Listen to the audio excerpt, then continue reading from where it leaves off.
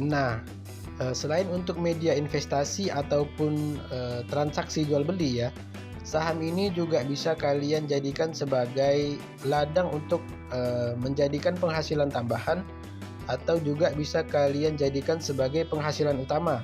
Ini dengan catatan jika kalian sudah menguasai saham ya.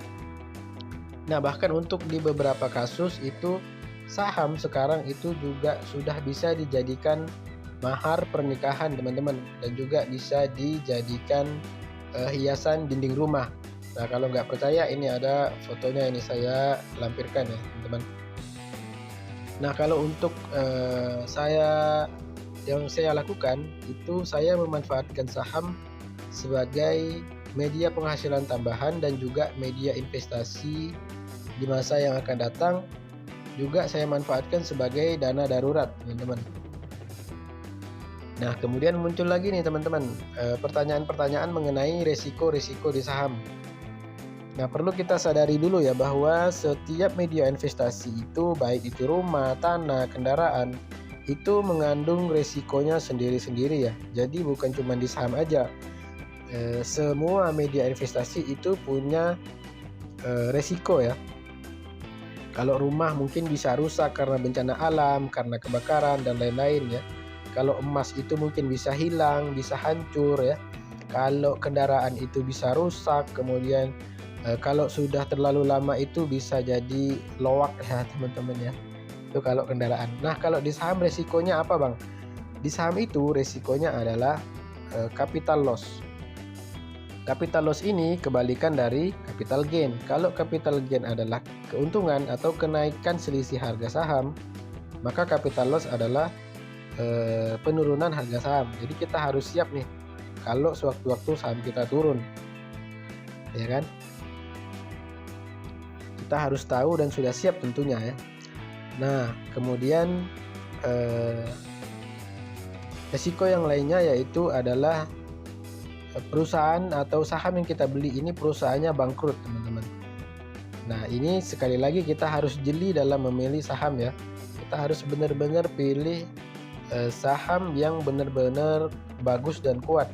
Ya, kalau contohnya itu ya ada Astra tadi ya. Astra Telecom ini merupakan perusahaan-perusahaan yang kuat teman-teman ya.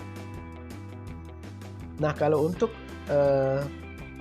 perusahaan yang kita beli itu bangkrut ya, jadi dari pihak Bursa Efek Indonesia itu akan meminta perusahaan untuk mengembalikan dulu uang para investornya sebelum dikatakan sebagai perusahaan yang pilot ya. Jadi sebelum pilot, perusahaan wajib mengembalikan uang para investornya dulu ya. Seperti itu. Nah, kalau itu tadi adalah penjelasan tentang kalau perusahaan bangkrut. Nah, sekarang timbul lagi pertanyaan nih, Bang, gimana nih kalau misalnya sekuritas kita yang bangkrut? Nah, itu gimana Bang? Apakah uang saya atau saham saya ikutan hilang, lenyap gitu ya? Jawabannya itu tidak sama sekali teman-teman.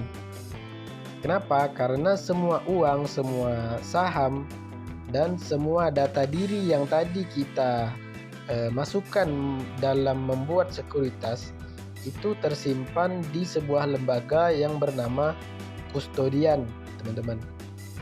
Nah, jadi tidak tersimpan di aplikasi ataupun di sekuritas. Kenapa? Karena sekuritas hanya bersifat sebagai perantara dagang. Semua data kita, semua saham kita itu tersimpan di bank kustodian namanya teman-teman ya. Mudah-mudahan nanti bisa kalian pahami ya. Nah, jadi seperti itu. Kalau sekuritasnya bangkrut, biasanya itu sekuritas akan diharuskan mengkonfirmasi ke OJK dulu dan Bursa Efek Indonesia untuk kemudian memberikan waktu kepada sekuritas yang mau bangkrut ini untuk mencarikan sekuritas lain, teman-teman. Jadi sekuritas lama yang mau bangkrut mencarikan sekuritas lain untuk memindahkan kembali dari bank kustodian ke sekuritas yang baru. Jadi seperti itu ya. Mudah-mudahan teman-teman juga nangkep nih, bisa paham ya dari apa yang saya jelaskan. Tetapi kalau untuk kasus dari sekuritas ini bangkrut itu jarang sekali terjadi teman-teman. Kenapa? Karena mereka itu ya setiap transaksi kan mendapatkan fee, jadi pasti untung dong. Dan ini sejak saya terjun di dunia saham ini belum saya temukan ya sekuritas itu bangkrut, itu belum pernah. Jadi masih aman Sulaiman teman-teman. Kemudian selanjutnya juga ada yang bertanya nih, Bang Tusa, kenapa abang lebih suka memilih saham daripada media investasi yang lain? Nah, kalau dari pengalaman saya pribadi ya, yang sudah saya tekuni selama ini, saya memilih saham itu karena menurut saya saham ini lebih liquid teman-teman, dan mudah untuk ditransaksikan. Contoh ya, misal kita ingin menjual rumah deh, menjual rumah atau tanah ya. Nah, itu biasanya prosesnya kan akan memakan waktu ya teman-teman. Jadi kita harus pasang iklan dulu ya kan. Pasang iklan dalam bentuk poster, banner, kemudian posting di sosmed ya kan. Kemudian kita tuliskan kalimat-kalimat promosi, dijual rumah tipe ini, dijual tanah sekian, ini itu bla bla bla bla ya. Kita tulis di situ, kita iklankan. Kemudian kita harus tunggu kan respon dari iklan yang kita pasang.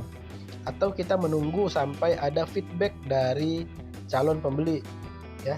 Ingat ya, saya sebutnya sebagai calon pembeli. Kenapa calon pembeli? Karena ya belum tentu juga dia nantinya akan jadi beli ya. Karena biasanya dia itu, si calon pembeli itu akan lihat-lihat dulu rumahnya, akan lihat-lihat dulu tanahnya ya kan. Kemudian nego lagi harganya. Jika sudah cocok, maka selanjutnya akan terjadi proses jual ataupun beli ya. Nah, kalau di saham itu teman-teman, dari sepengalaman saya ya, itu kita cukup jual saja teman-teman. Jadi kita nggak perlu repot-repot lah pasang iklan sana sini, pasang poster sana sini, promo di sosmed sana sini ya. Jadi kita cuman buka aplikasi sekuritas, kemudian kita tentukan harga jualnya berapa ya. Misal tadi kita beli saham Indofood di harga 500, kemudian kita ingin jual di harga 700 ya, kita tinggal tunggu. Nanti jika harganya sudah sampai 700, kita langsung klik saja jual. Nah, kemudian setelah terjual, kita akan menunggu selama 2 atau 3 hari ya untuk proses penjualannya. Jadi setelah kejual, kemudian uangnya akan diproses masuk ke RDN, kemudian dari RDN baru kita tarik ke rekening bank kita ya. Nah, untuk penjelasan mengenai proses jual beli saham ini, bagaimana detailnya, mungkin nanti saya akan buatkan video khusus ya buat teman-teman supaya lebih paham lagi dan menambah wawasan teman-teman lagi ya. Nah, untuk kenapa saya alasan memilih saham ini ya, karena memang ini sudah sangat sering saya lakukan teman-teman. Jadi ketika saya butuh uang dadakan, ketika saya butuh uang cepat, jadi saya nggak perlu repot-repot lagi harus menunggu barang yang saya jual laku gitu. Jadi saya cukup buka portofolio, buka aplikasi, kemudian saya klik tombol jual ya kan, kemudian kejual sahamnya, kemudian tunggu sampai 2 hari selesai gitu. Jadi saya nggak perlu pasang iklan lagi, saya cukup cuman bayar fee ke si broker atau si sekuritas ini saja. Jadi seperti itu. Oke, kemudian muncul lagi nih teman-teman pertanyaan, Bang, kalau kita sudah daftar di sekuritas ya kan, kemudian sudah terverifikasi dan sudah bisa jual beli nih ya, istilahnya seperti itu, sudah mantep nih, udah masuk ke bursa saham, kemudian kita beli saham. Nah, saham yang kita beli itu bukti fisiknya mana Bang gitu kan, kemudian tersimpannya di mana gitu, kenapa nggak ada di saya gitu, kenapa nggak saya pegang. Nah, ini juga sering dijadikan sebagai pertanyaan ya. Nah, saham yang kita beli itu bukti fisiknya akan tersimpan ke dalam portofolio saham kita di aplikasi sekuritas tadi. Kemudian kita juga nanti akan dikirimi email ya untuk bukti fisik lembaran kertasnya. Kalau bukti lembaran digitalnya itu lewat portofolio. Kalau bukti fisik kertasnya itu nanti kita akan dikirimkan email kepada kita setelah pasar saham itu tutup ya. Nah, kalau sudah dikirimkan itu kalian tinggal buka email. Nanti di situ akan ada bukti transaksi kalian di hari itu dan ada format PDF dari sahamnya. Nah, jadi kalau kalian membeli saham, kalian klik PDF-nya, kemudian kalian bisa cetak sendiri nih teman-teman. Jadi kalian bisa print sendiri ya. Nah, jadi saham ini sekarang teman-teman itu sudah berkembang dengan sangat pesat ya. Dari yang dulunya itu berbentuk kertas berharga seperti ijazah seperti itu ya. Nah, sekarang itu bentuknya sudah kertas elektronik teman-teman. Jadi kemajuannya itu sudah sangat pesat sekali. Nah, kalian bisa bebas ya, cetak kapan saja, di mana saja ya, dan bisa kalian jadikan pajangan ya di rumah kalian untuk pamer ke teman-teman atau pamer ke calon mertua. Hai. Oke, informasi selanjutnya yaitu untuk pasar saham ini bukanya itu dari jam 9 pagi sampai jam 4 sore teman-teman. Nah, jadi dari penjelasan ini cukup mudah ya untuk berinvestasi atau memulai jual beli di pasar saham ya. Kalian cukup harus tahu dulu apa itu definisi saham, kemudian kalian harus siapkan modalnya juga ya. Nah, modal di sini teman-teman bukan cuma uang teman-teman.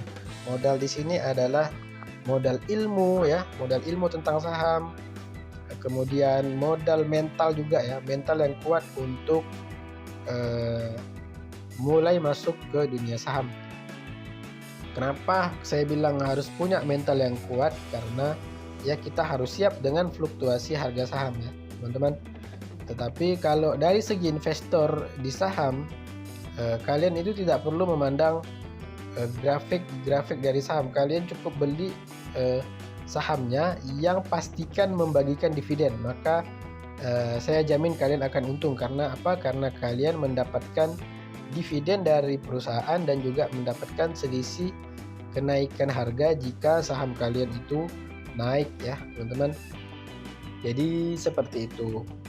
Kemudian kalian jika sudah punya modal, kalian harus membuat akun sekuritas teman-teman. Membuat akun sekuritas, kalian bisa pilih ya kalian mau pakai sekuritas apa ya. Nah, untuk zaman sekarang itu proses pembuatan sekuritas itu sangat mudah dan cepat teman-teman.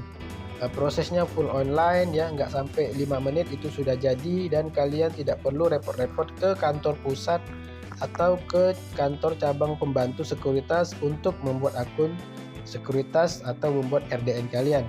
Kalian cukup download aplikasinya di Play Store, kemudian siapkan berkas-berkasnya ya, isi data diri, kemudian ikuti instruksi atau arahan dari aplikasi sekuritas teman-teman. Itu semuanya gampang kok, bisalah kita lakukan sendiri. Tapi jika kalian memang masih bingung, nanti saya akan buatkan video lagi untuk daftar sekuritas ya.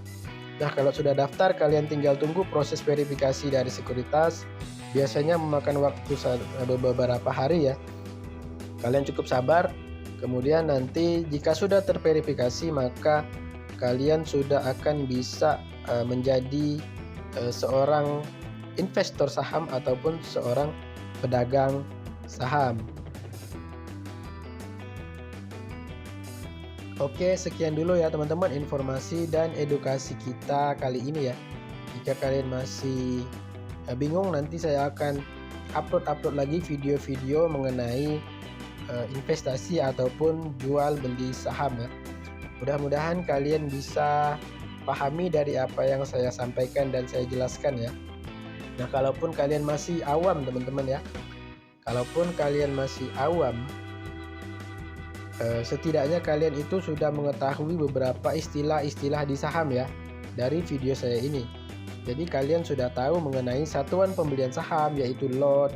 Kemudian kalian sudah tahu ya mengenai di mana harus jualannya, yaitu di Bursa Efek Indonesia. Kemudian kalian juga sudah tahu istilah sekuritas ya, yaitu perantara perdagangan jual beli saham ya. Kemudian kalian juga sudah tahu apa itu capital gain, apa itu capital loss ya. Dan banyak lagi yang sudah kalian ketahui setidaknya dari video ini ya. Nah, mudah-mudahan bisa menjadi bahan pertimbangan kalian untuk mulai terjun ke pasar saham ya. Tapi sekali lagi tidak ada paksaan ya teman-teman, semuanya tergantung daripada teman-teman lagi ya. Jadi saya hanya menyampaikan informasi dan edukasi saja, tidak ada paksaan untuk harus investasi di saham nih gini, nggak ada ya teman-teman. Oke, sekian saya ucapkan ya. Terima kasih sudah menonton video ini sampai selesai. Terima kasih juga atas segala perhatian dan mohon maaf atas segala kekurangan ya. Mudah-mudahan yang sedikit saya sampaikan di sini bermanfaat untuk kalian semua ya. Dan jika kalian rasa video ini bermanfaat, jangan lupa untuk subscribe, komen dan share video ini sebanyak-banyaknya ke teman-teman kalian ya. Siapa tahu ada teman, saudara atau tetangga kalian yang mungkin sudah mantap untuk berinvestasi saham, bisa kalian rekomendasikan video ini ya. Oke, cukup sekian dan sampai bertemu di pembahasan selanjutnya. Dadah.